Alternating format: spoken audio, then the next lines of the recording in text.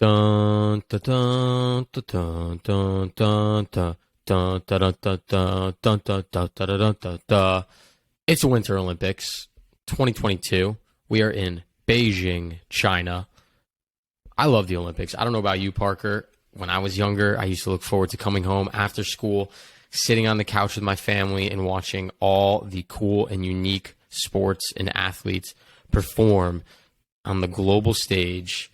So I am hyped that the Olympics are here, and I think there's no better topic to talk about than something we read in Dr. Laurie Santos's newsletter that came out earlier this week about the silver medal effect. Have you ever heard of that, P? I did after I read the newsletter, but I thought you were starting off with like a wedding song. That's what I was going for, right when you started dun dun dun dun dun. A little bit of a wedding, but it wasn't. Yes, and I know we're in Beijing right now, everyone. We made the trip over, coming back right after this episode's over. Nice little quick round trip.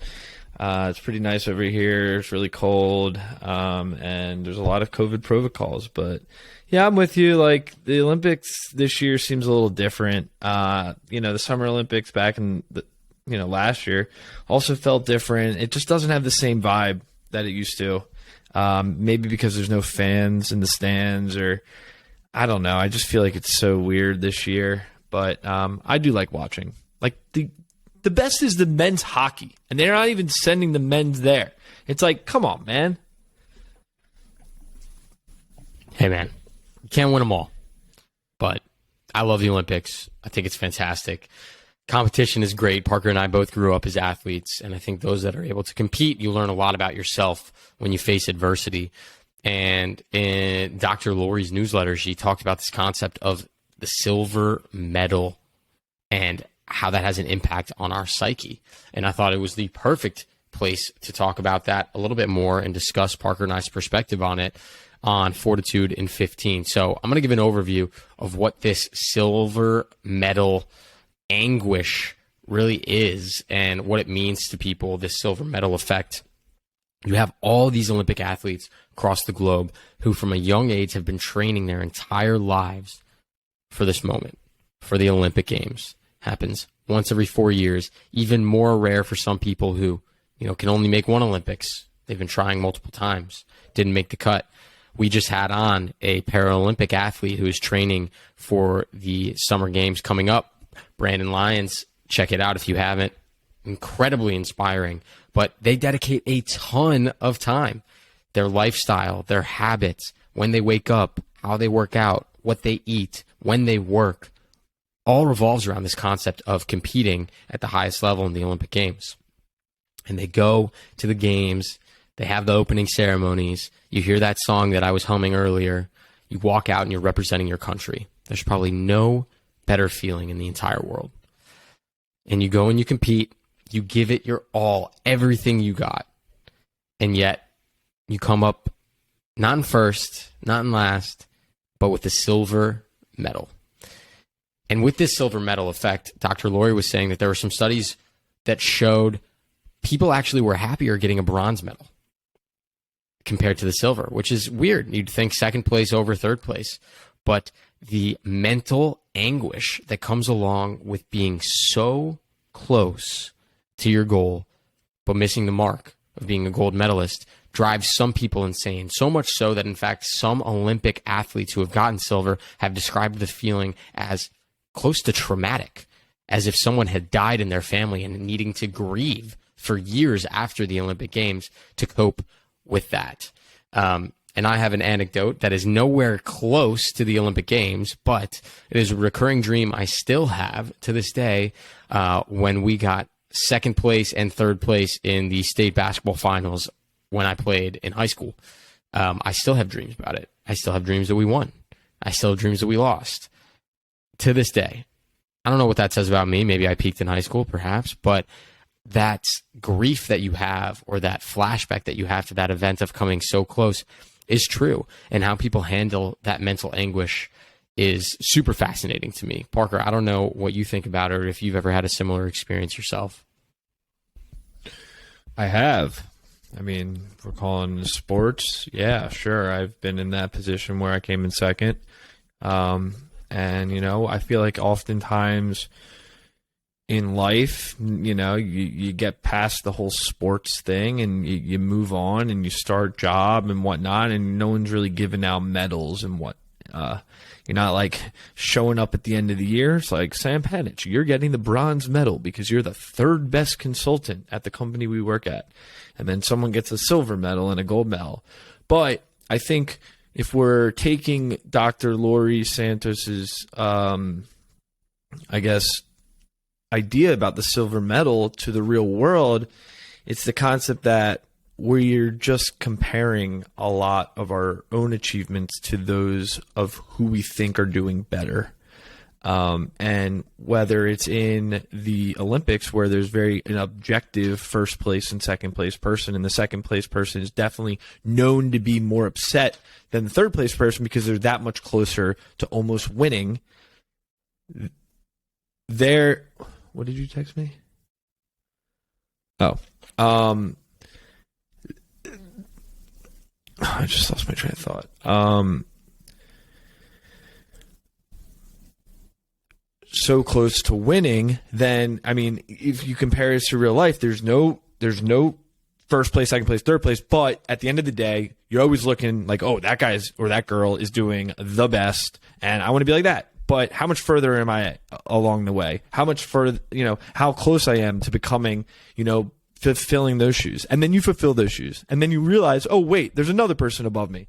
And it's just taking a step back and acknowledging that your accomplishments are awesome. And take pride in the things that you have done and the journey to get you where you are today. And I think all Olympians probably at some point, even if they come in first, second, or third place, always take a step back and realize that, well, maybe they didn't win the gold, but they're the second best in the world at that thing. Maybe not in that moment because they felt that they were so close to that gold, but I think over time it takes a lot of self-awareness and you realize that achievement. And only one person gets to hold the gold anyway. The rest of the world doesn't. It's scary though, right? You put all your eggs in one basket. I mean, this, for a lot of these people, this is their whole identity, right? They've been training since they were young to be an Olympian. And that is so much pressure on one moment in your life, right? Like, you think about the NBA Finals. You have 7 games in the NBA Finals to play and perform, and it also happens every year. The Olympics happen every 4 years. It's just, I find the amount of pressure on one single event to be so immense that I cannot imagine having to deal with that. Not external pressure per se from your country or from your coaches, but more that it's so, you know, ingrained in your DNA as who you are and that this is the moment you've been training for. And to finally have it be there, I cannot imagine what that feels like and wanting to perform your best. You know, I think it's funny. We see a lot of these meme videos of, even in soccer tournaments or in the Olympics, athletes walking by and not picking up the second place medal and putting it around their neck. The runner-up medal. Well, that's all BS. They kind of just pick it up and hold it. I mean, dude, like, come on. How is it different? The Olympics is different than you getting second place. Like, yeah, I get it. Okay. A soccer match, you're playing the entire, I don't know. I just feel like it's a little different for for like a runner, right? You have all the runners in the entire world. You got first, second, third place. Like, I just feel like when it's a team sport, it's a little bit different. You come in second place in a team sport. Yeah, you didn't win because you didn't win. Like, you know what I mean? Like, there's only one champion in the NBA at the end of the year. There's only one champion, you know, in the basketball tournament in the Olympics. Like, it's weird that they give out silver and bronze for that, but I don't think it's weird at all that they give out a silver and bronze for the 100-meter dash. Of course not. Because that's what they've always done. That's what they've always done. In the NBA, they don't give out second. So you're saying that it's, they don't give out second place medals? So you're saying that's true. But they do in various soccer tournaments around the country. in the world. That's a team sport. They do in the Olympics for, like you said earlier, men's hockey. Oh, team sports, sport. they do it. So I think it's lame. So you think that there's less pressure? You think it's lame that you get a silver medal in I think team it's sports? lame that if it's not the Olympics, they give out silver and bronze medals. Okay. The Olympics That's a hot take. is gold, silver, bronze. It's always been that way. It's just been the how it's gone. I mean, everyone knows that. Why are they doing that in like the European Cup for soccer? Like, Well, now you're bringing up something even more complex, Parker, which maybe we'll have to do an episode on this, which is participation trophies and how that's impacted the psyche of the next generation of people. Yeah. So maybe that'll be our topic for next week, because I think that's where you're kind of alluding to this, this concept that everyone's a winner and you gave it your best shot. Well, it's true, but you're technically not a winner. Let's get into that next week. I love that topic. That's fascinating. But yeah, I think this silver medal effect is real. It'll be interesting to see how some Olympians handle that and the immense amount of pressure that is bestowed upon them during the Olympic Games this winter in Beijing. with us. But with that being said, Parker, Beijing, like we're here. I wish Parker was telling the truth. Parker and I actually did go to Beijing together, and it was a wonderful time. We learned a lot about Did different not cultures. look like what it does on TV. I will say that. We ate a lot of soup dumplings. I was going to say there's fake snow on the ground in Beijing right now. When we were there was definitely no fake snow. It was the complete opposite. No, it was like 90 degrees. Yeah.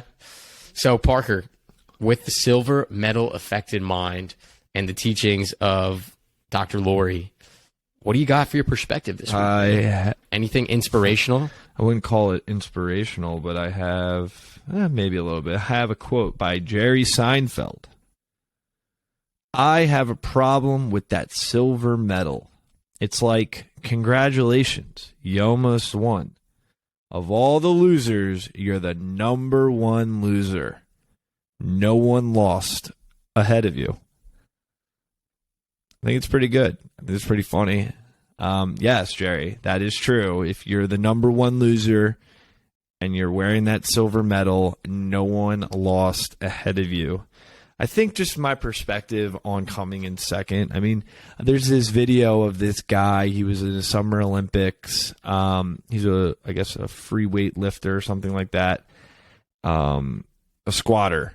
And, his first time he made it to the Olympics, he came in like 12th place. And then the second time he tried again and he got disqualified. The next time he came again, got 3rd place. And he was so happy. But then the next time, he went for it all and won gold. And I think what happens in life in general, and Sam, we've talked about this so many times, is that goals are finite. They come and go, but it is the process of how you get there, the process of all those hours, all that time that you put in to get to a place of achievement. And I truly believe, even though you come in 2nd place, 3rd place, or even 1st place, if you're lucky enough, that's nice. That's great. But the real achievement is in the process of getting there. So while not everyone is a winner, if you try, I think you're kind of a winner. If you give it your all, why not? I love it. I think that's important. Mindset and mentality is everything.